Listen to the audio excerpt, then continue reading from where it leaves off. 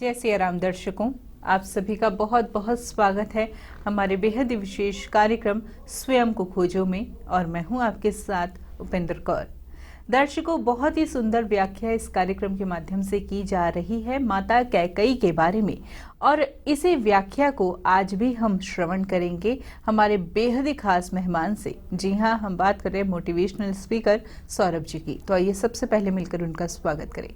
जय सिया राम सर। जय सिया राम। बहुत बहुत स्वागत है आपका। आपका भी बहुत बहुत स्वागत। सर, जैसे कि अभी तक इस कार्यक्रम के माध्यम से हम चर्चा कर रहे थे माता कैकेयी के बारे में, लेकिन माता कैकेयी की व्याख्या इतनी बड़ी है कि 1, 2, 3 या 4 कार्यक्रम में समेट पाना उन्हें मुमकिन नहीं है। तो ऐसे में आज भी इस कार्यक्रम के माध्यम से चर्चा करना चाहेंगे माता कैकेयी के बारे में। उसी श्रृंखला को हम आगे बढ़ाएंगे। बहुत सुंदर सर। हमारी अभी तक ये वार्ता हुई थी कि जो नूह प्रदेश पर सलभ देश और कैकेयी प्रदेश ने मिलके दोनों ने किस तरह अपनी रणनीति से विजय पाई। जैसा कि होता है कि अगर कहीं हम किसी खेल में भी देखते हैं, चाहे वो ओलंपिक हो, कुछ भी हो, जो प्रतिद्वंदी करते हैं उसके बाद भी बहुत सारी जगह उनकी चर्चाएं होती हैं। अगर किसी ने कुछ भी गोल्ड मेडल जीता है तो ऐसा नहीं होता केवल उसी राष्ट्र तक सीमित हो जाए। निश्चित रूप से जो उस तरह की कला कहें, उस तरह का खेल कहें, वो सब में प्रभावित होता है। तो जैसे ही उन्होंने नूह जैसी शक्ति पर विजय पाई तो सभी बाकी अन्य राष्ट्रों में, अन्य देशों में बहुत चर्चा का विषय हो गए। नूह जैसी शक्ति पर विजय, नूह जैसी शक्ति पर तो आदमी को ये बड़ा अचंभा और उसे आश्चर्यजनक था कि ऐसा हो कैसे गया। नूह तो बहुत शक्तिशाली था। नूह तो उसी में जब ये बात आती तो ऐसा हो ही नहीं सकता कि कैकेयी का नाम ना आए। उनकी विजय कौशल का ही सब जगह चर्चा उस समय चल रही होती है, ठीक है, और भी सभी लोगों का उसमें श्रेय होता है। लेकिन ऐसा हमेशा होता है जो उसका नेतृत्व कर रहा होता है, उस नेतृत्व वाले का नाम सबसे पहले सभी जगह आता है। तो जब वहाँ आता है तो उसमें ऐसा भी होता है कि केवल उसमें ये नहीं है उनकी उस युद्ध रणनीति और युद्ध नीति और उसके बारे में, उनकी जो जन जन के भावना में और जन जन के दिल में वो जो विराजमान है उसकी भी बात आती है कि वो आम जनता की उसमें इस तरह से राज्य करती है कि वो वहाँ पर एक तरह से देवी तरह से लोग उन्हें मानते हैं। उनकी बातों का इतना प्रभाव है वहाँ की जनता पर, तो उसको लेके जब सभी लोग अपनी सोचते हैं भाई ये कैसे कैसे होना चाहिए, तो उसी में क्या होता है कि अवध में दशरथ महाराज और सुमंत जी उस पर बड़ी चर्चा कर रहे होते हैं। क्योंकि यहाँ पे एक चीज़ और कि सुमंत और दशरथ एक ही गुरुकुल में पढ़े होने से क्या है कि वो आपस में एक मित्रवर भी हैं। यहाँ ना एक चीज़ बहुत आवश्यक है, ज़रा इसको ध्यान देने की कि क्या होता है अक्सर ये हम संबंधों को निभाने में गड़बड़ कहाँ कर जाते हैं। जैसे वो मित्र तो हैं, तो ऐसा इनकार नहीं किया सकता वो एक ही गुरुकुल में पढ़े हैं जी, लेकिन मित्र के साथ साथ दोनों को सीमाओं का भी बराबर ये ध्यान रहता है कि हम मित्र वहाँ से थे का मतलब हमेशा नहीं है। जब वो उनके साथ में जब वहाँ पर है तो एक निश्चित रूप से वो कर्मचारी हैं सुमन जी, जब है तो वो कभी ऐसा नहीं है तो वो सीमाओं का उल्लंघन करते हों।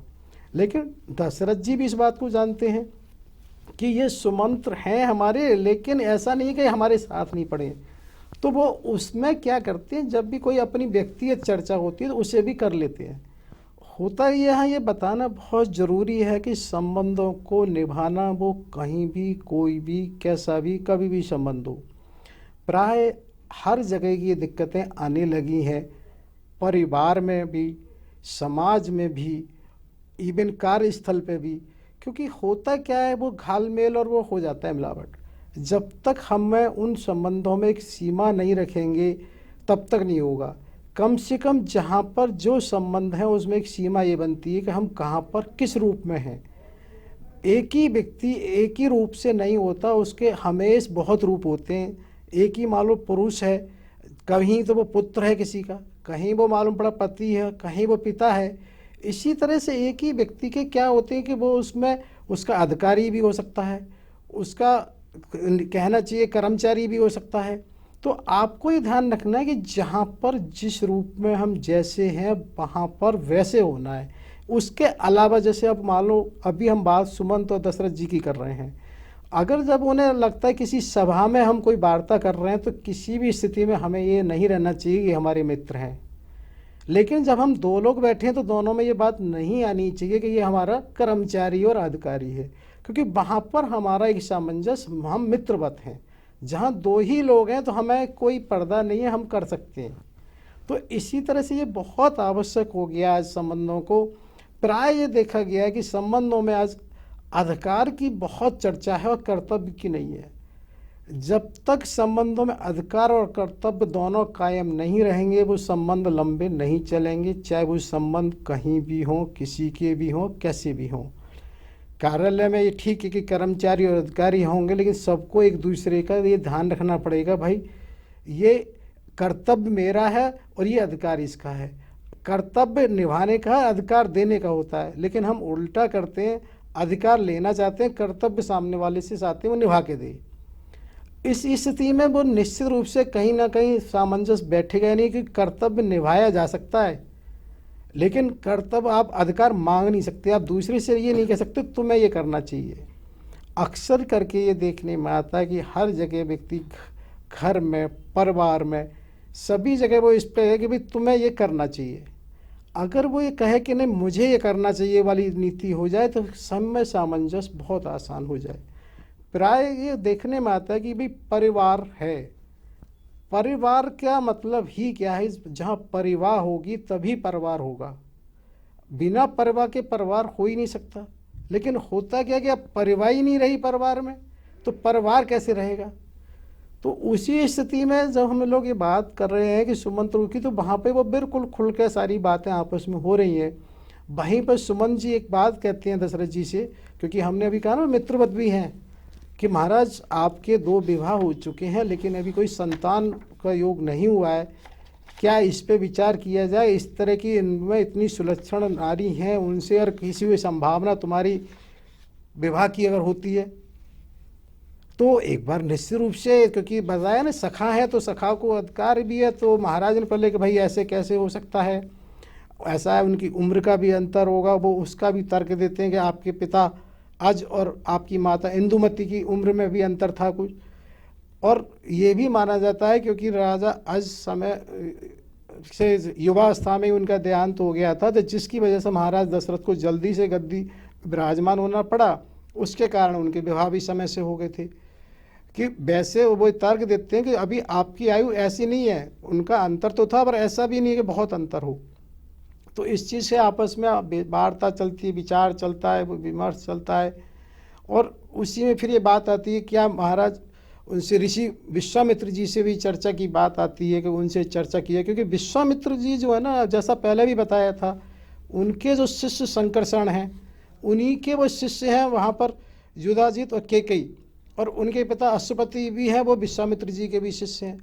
तो क्या होता था, ऋषि मुनि इतना प्रभुत्व हो वाले होते थे, इतना महत्व होते थे कि उनकी बात का अर्थ हुआ करता था। तो अब किसी को भी एकाएक कहने का और वो भी नहीं होता।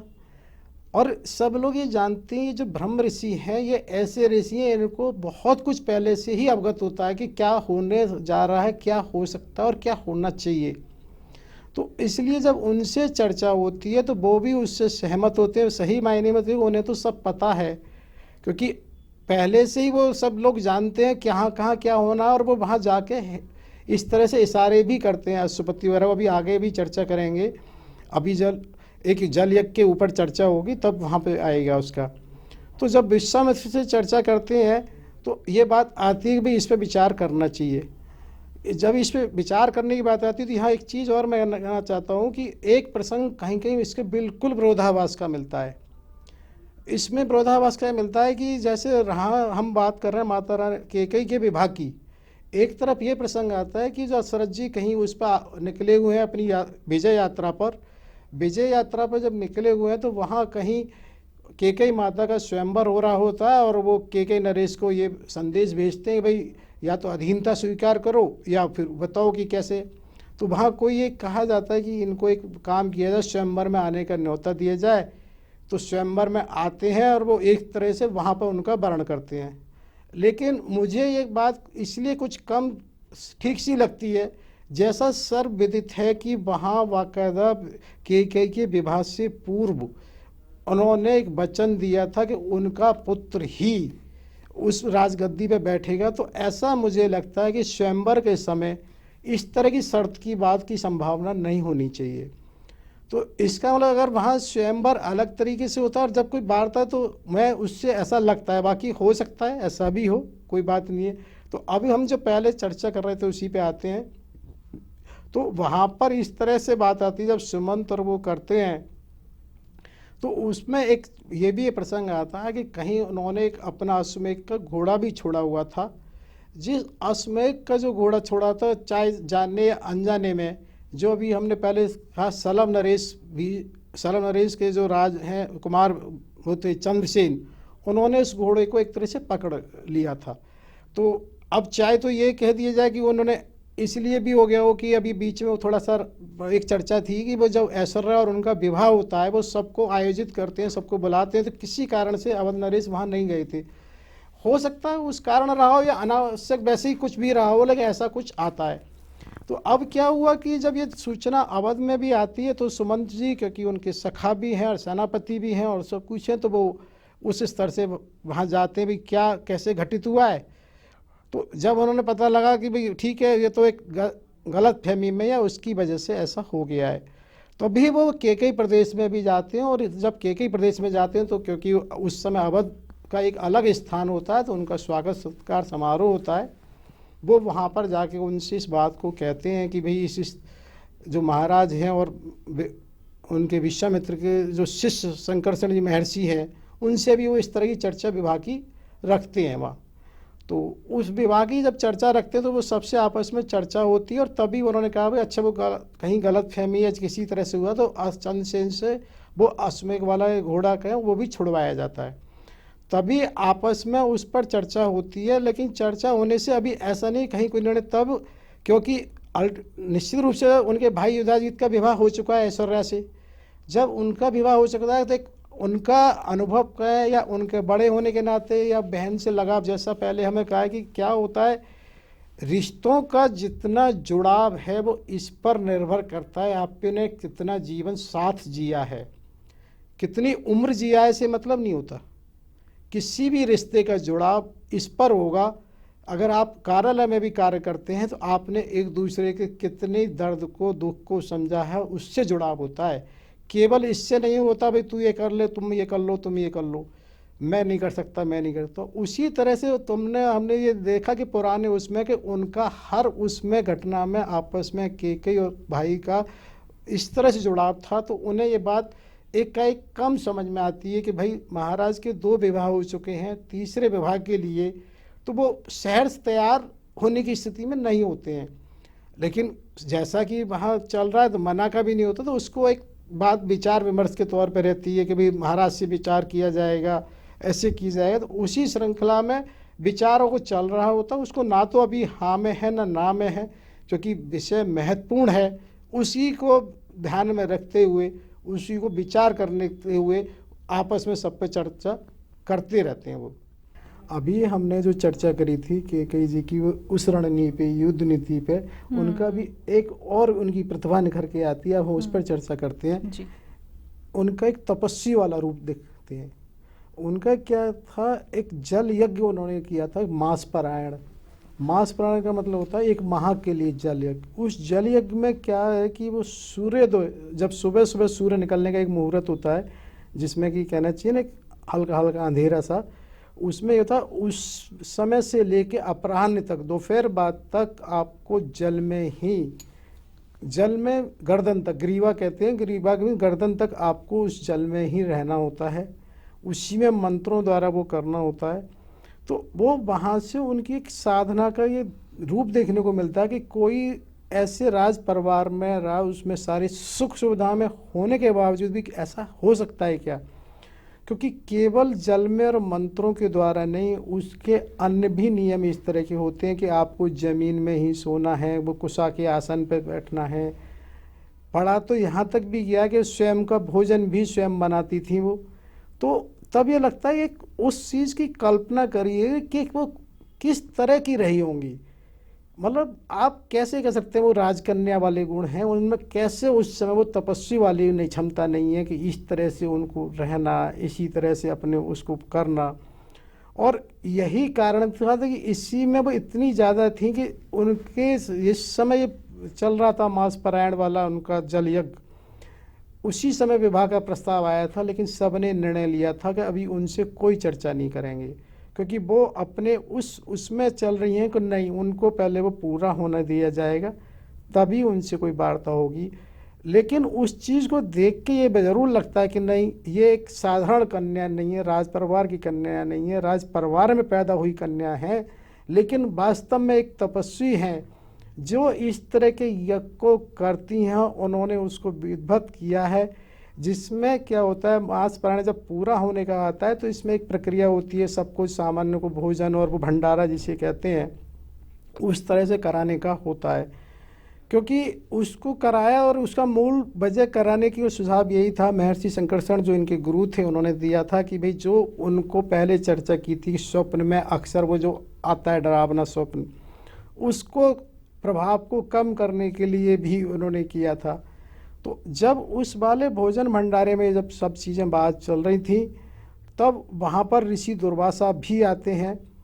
ऋषि दुर्वासा जब आते हैं तो वो वहाँ जाती हैं और उस समय वो उनको एक जल देते हैं और वो कहते हैं पुत्री इस जल को ले लो, उसमें तुम ये मत मानो कि तुम्हारा व्रत वो हो रहा है, क्योंकि अभी होना ये चाहिए सारे जब भंडारे में सब लोग भोजन कर लें तो उसके बाद उन्हें हक होता है।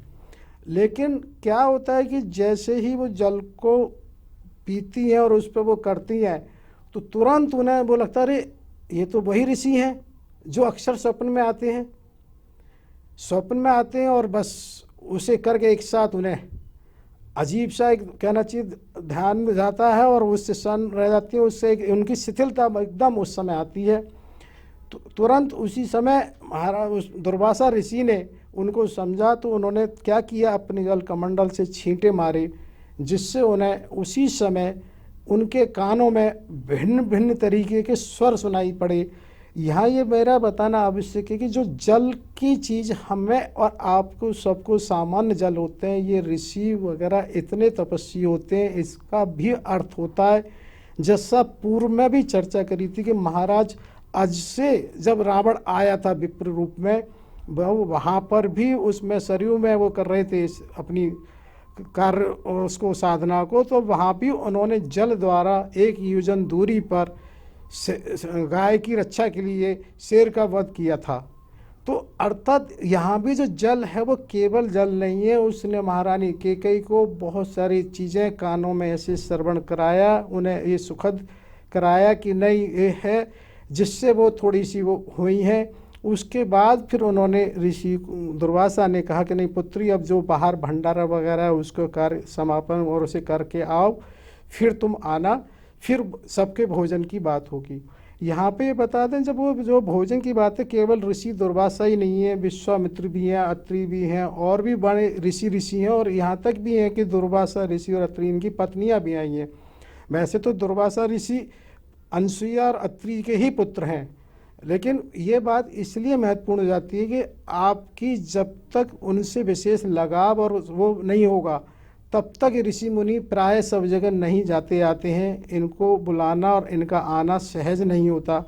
और यदि ये आ रहे हैं तो उस परिवार के कैसे संस्कार कैसे वो रहे होंगे, जिसकी वजह से वो वहाँ पर आते हैं और वो होते हैं। तो तब इधर जब ये उनसे कहते हैं हम साथ में ही भोजन करेंगे, जब वो उसको संपन्न करा के आती हैं तब ये उस तरह से सबके आसन पहले से लगवाए हुए थे, जहाँ पर और ऋषियों की पत्नियां भी विराजमान हैं। एक आसन को उन्होंने छोड़वा दिया था उसके लिए। जब कैकेयी आती हैं तो कैकेयी को फिर इशारा दिया जाता है कि वो उस आसन पर विराजमान हो, वो उस आसन पर बैठती हैं। तब दुर्वासा ऋषि उठकर उनकी तरफ आते हैं। जब वो उनके पास आते हैं तो वो एक बार उठने का प्रयास करते हैं, वो इशारा करते नहीं उठो नहीं। तब वो वहाँ पर उनको उसी तरह से इशारा करके सब चीज़ों को मार्गदर्शन करते हैं कि पुत्री ऐसे ऐसे जो कुछ हुआ है अब ये तुम्हारे साथ ऐसा नहीं होगा, जो स्वप्न तुम्हें आते थे वो स्वप्न अब नहीं आएंगे। इसका ये तो नहीं कहा जाएगा, लेकिन कि श्राप खत्म हो, श्राप का साथ साथ उसको ये इस रूप से हो जाएगा जितना तुम्हें शुरुआत में वो मिलेगी बाद में मिलेगा। यदि ऐसा नहीं होता तो बहुत कुछ नहीं होता, तुम्हें उस युग का श्रेय जाएगा, उस युग की क्रेडिट जाएगी, तुमने उसको शुरुआत करी है।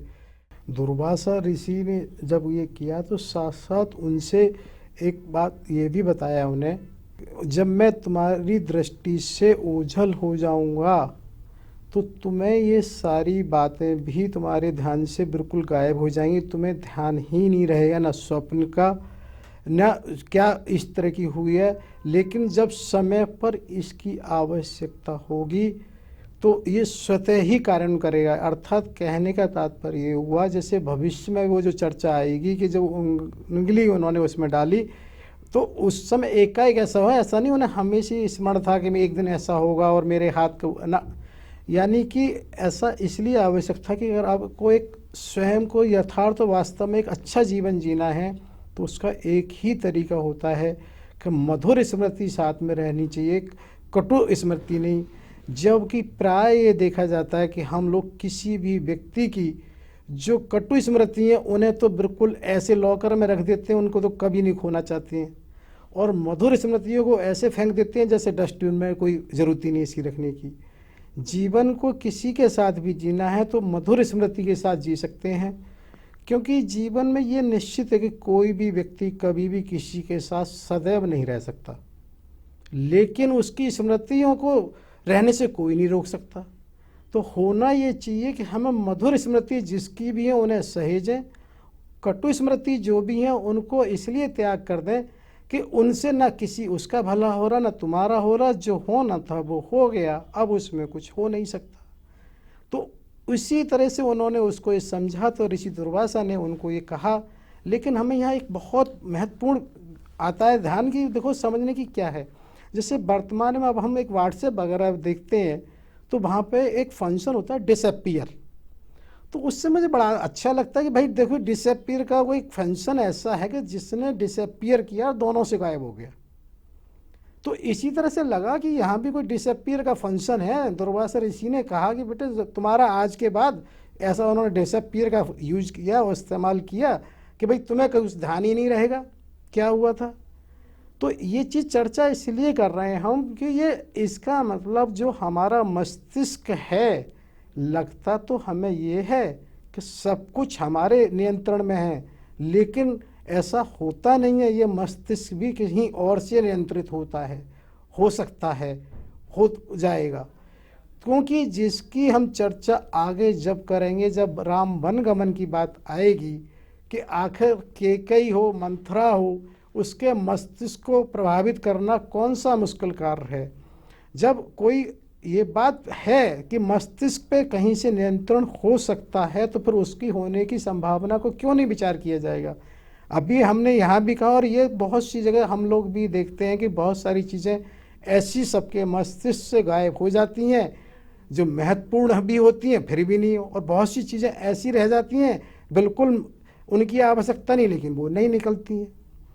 तो इसी को हमने ये ध्यान में रखना है कि जब दुर्वासा ऋषि ने जाते समय उनसे कहा है, बल्कि उन्होंने हल्का सा एक ये भी दिया कि तुम्हारे विवाह का हो सकता है कहीं कोई प्रस्ताव तुम्हारे पास आए तो इस पर विचार कर लेना चाहिए। तब उन्होंने और चलते समय कहा पुत्री बताओ तुम्हारे मन में कुछ हो, तुम क्या चाहते हो। तो उन्होंने यहाँ ये ध्यान देने की बात है कि कितना उनका एक स्तर है साधना का। वो क्या कहती हैं, मेरी भूल को क्षमा करें महाराज। वो कहते पुत्री और भूल को क्षमा नहीं करना होता तो मैं यहाँ क्यों आता, ये सब क्यों होता। लेकिन ये बात इसलिए कि इतनी ज़्यादा सहजता सरलता कैसे संभव हो सकती है। इतना सब घटित हो रहा है, आदमी तो ये मानता है इनकी वजह से मेरा जीवन कष्ट में हो गया, सब कुछ हो गया। और उससे बड़ी बात उन राजा, उनके पिता अश्वपति के संस्कार की जिनके यहाँ बराबर कभी ये मन में नहीं आया कि भाई इनकी वजह से मेरी पुत्री का ऐसा हो गया। तो उन चीज़ों के संस्कार ही तो हैं जहाँ इतनी दृढ़ता रहती है। उसकी वजह से ये बात विचार थोड़ा सा करना अनिवार्य था कि भाई कोई भी चीज़ अचानक और एकाएक नहीं होती है। तो उसी श्रृंखला में जब ये महाराज जाते तो उनसे पिता अश्वपति कहते हैं कुछ रुकिए। वो कहते नहीं मेरा कार्य पूरा हो गया है, अब मैं चलता हूँ महाराज। उसी समय फिर विश्वामित्र अन्य ऋषियों को भी विदा किया जाता है। तब उसके बाद फिर जब ये चर्चा उनसे होती है, उनके विवाह की, तो जिसमें महाराज अश्वति भी हैं, महर्षि संकर्षण भी हैं, इनके भाई युधाजित भी हैं, ये भी हैं। तो जब इनसे उसकी चर्चा हो रही है तो इनका जो उत्तर है वो देखिए कि क्या है, जो क्या एक इंगित करता है कि उस समय ये माना गया कि वो इतनी अद्वितीय सुंदरी थी, मतलब उनकी कहीं कोई तुलना नहीं हो सकती। और यहाँ जो उनका प्रस्ताव की बात हो रही है महाराज दशरथ से हो रही है, जिनकी वो तीसरी पत्नी के रूप में जाएंगी। मतलब उसको देखिए, उनकी उम्र में भी फर्क है। अर्थात एक तरफ किसी भी तरह की किसी योग्यता में कमी ना हो, और इस तरह के प्रस्ताव पे जो उनका उत्तर आता है उस पर ही विचार होता है कि वो एक बड़ी सरल और सहज उसमें कहती हैं, जहाँ मेरे गुरु हों, भाई हों, पिता हों, जो वो मेरे भविष्य के लिए बेहतर निर्णय समझें, मुझे उसमें क्या बेहतर हो सकता है। तो यहाँ ये बात इसलिए बहुत विचारणीय हो जाती है कि वो अपने व्यक्तिगत जीवन के लिए कठोर कभी नहीं है। वो उनका आश्रय अपना स्वार्थ या अपना तो कुछ है ही नहीं है। आप अन्यथा देखिए, आज भी अगर कहीं ये प्राय विवाहों की बात आती है तो बच्चियाँ इतनी सहज तरीके से तैयार नहीं होती हैं। कितनी चीज़ें उनके स्थिति परिस्थिति, बहुत सारे उनके पास विचार करने के विषय होते हैं, तब निर्णय नहीं हो पाता है। और एक तरफ इतनी सारी खासियत हैं महारानी में, और उन्होंने इतने सहजता से उत्तर दिया है, मेरे भविष्य के बारे में आप लोग ही बेहतर निर्णय लेंगे। उन्होंने उसको ये भी नहीं कह सकते हमने हाँ किया या ना किया है, लेकिन एक तरह से उन्होंने उनके ऊपर ही छोड़ा है। निश्चित रूप से इससे ये पता लगता है, जिसको हम आगे कहेंगे भाई इतने कठोर निर्णय जब भी होते हैं वो राजनीतिक होते हैं, क्योंकि राजनीतिक निर्णय कभी भी सबके सुखद नहीं होते हैं। कहीं ना कहीं, जैसा हमने पहले भी कहा कि किसी का लाभ हो रहा है तो हानि किसी न किसी की ज़रूर होती है। उसी तरीके से क्या होता है कि राजनीतिक निर्णय जहाँ जो व्यक्ति प्रभावित होता है वो उसका कहीं ना कहीं किसी न किसी रूप से प्रतिरोध करता है। उसी को कहीं राजनीतिक, चाहे कोई भी सत्ता होती है, उसके कहीं ना प्रतिद्वंदी कहीं ना कहीं थोड़ा बहुत रहते ज़रूर हैं। उसी वजह से ये चीज़ें हमारी विचार करने की है कि वो वहाँ कठोर निर्णय लेती हैं जहाँ रण क्षेत्र रणनीति और राजनीतिक के हैं, लेकिन व्यक्तिगत जीवन में कहीं उनका ऐसा नहीं झलकता। क्योंकि मुझे नहीं लगता किसी भी कन्या के लिए उसके विवाह से ज़्यादा महत्वपूर्ण कोई विषय हो सकता है, लेकिन उन्होंने बिल्कुल यहाँ पर किसी भी तरह की कठोरता नहीं इस तरह की दिखाई है, और वो उन्हीं के ऊपर निर्णय छोड़ा गया है। तब उसके बाद जब निर्णय छोड़ा गया तो फिर यहाँ पर ये विचार उनके भाई का ही था कि वे काम करते हैं, इसको एक शर्त रखते हैं। उनको शर्त की बात रखते हैं कि भाई जो बहन केकई से जो संतान पुत्र होगा वो ही राजकुमार आगे बनेगा, राजा बनेंगे। जब इस तरह की शर्त का प्रस्ताव जाता है सुमंत के माध्यम से, तो अब निश्चित सी बात है इस चीज़ को दशरथ जी के यहाँ भी विचार करने का विषय आता है।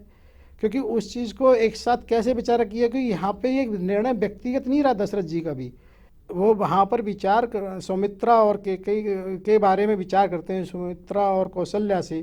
तो वहाँ पर ये विचार आता है कि भाई इस चीज़ को ना हाँ रखा जाए ना रखा जाए, इस पर एक विचार ये होता है कि हम भी वहाँ जाके मिलते हैं, केकई देश को ये संदेश भेजा जाए कि हम सब लोग वहाँ मिलते हैं। भाई केकई के अपने खुद के विचार क्या हैं, क्योंकि क्या होता है जैसे कोई शर्त आई तो ये कैसे माना जाए कि ये किसकी शर्त है। क्योंकि अब ऐसा होता है ना कई बार, क्योंकि अब शर्त की बात नहीं है, शर्त के पीछे क्या है। भाई हो सकता है वो महिला राजनीतिक हैं, हो सकता है उनकी सोच इस तरह से हो कल को केकई प्रदेश में अवध को मिलाने का हो।